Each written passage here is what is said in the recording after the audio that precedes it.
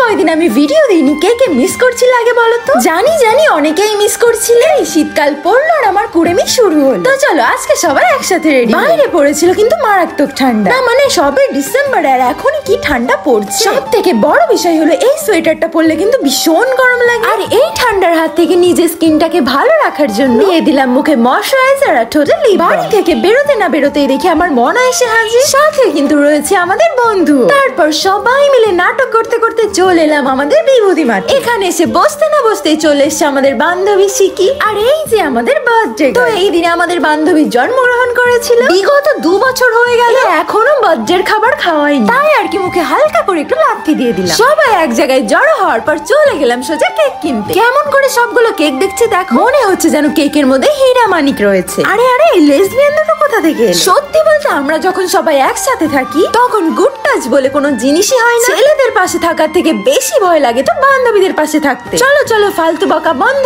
এবার হবে cake cut. এই মেয়েটাও কিন্তু কম যায় না। আগের বছরের বার্থডের খাবার কিন্তু এখনো খাওয়াইনি। মানে জঘন্যতম মানুষের। তবে ভাই বার্থডের কেক কাটার সময় কার এত লজ্জা লাগে? এত লজ্জা যদি সত্যিই থাকতো তাহলে হয়তো বার্থডের খাবার এর আগের বছরই খাইয়ে দিত। যাই হোক কেক কাটিং এর পরে শুরু হয়ে গেল কেক খাওয়া। কেমন করে সবগুলো বসেছে দেখ, যেন বিগত 2 বছর ধরে না খেয়ে আছে। আসলে আমরা যখন সবাই একসাথে থাকি অমানুষের শেষ সীমায় চলে যায়। তবে বান্ধবী যে এতদিন পর চাউমিন খাওয়ালো এটাই আমাদের কাছে অনেক। আচ্ছা তোমাদের কার কার এমন বান্ধবী আছে জানিও কিন্তু কমেন্ট। যারা বার্থডের মধ্যেও খাওয়াতে চায় না। বেশি বদনাম করে লাভ না হলে আবার যা খাওয়ালো পরের বার তাও খাওয়াবে না। ভাবছো তো আবার কেকের দোকানে কি করছি? আসলে এর পরের দিনই ছিল মনার মায়ের বার্থডে। সেটার জন্য আমরা কেক নিলাম। তারপর বন্ধুর পকেট মেরে নিয়ে নিলাম আইসক্রিম। না মানে এত ঠান্ডায় কে আইসক্রিম খায় ভাই? একটু রোমান্টিক ওয়েতে খাওয়ার চেষ্টা করছিলাম। তবে রোমান্টিক আর কোথায় হতে পারলো। আইসক্রিম হাতে নিয়ে চলে এলাম সোজা একটা স্টুডিও, ছোট্ট একটা কাজের জন্য। তো চলো দেখাবে নেক্সট ভিডিওতে। Tata bye.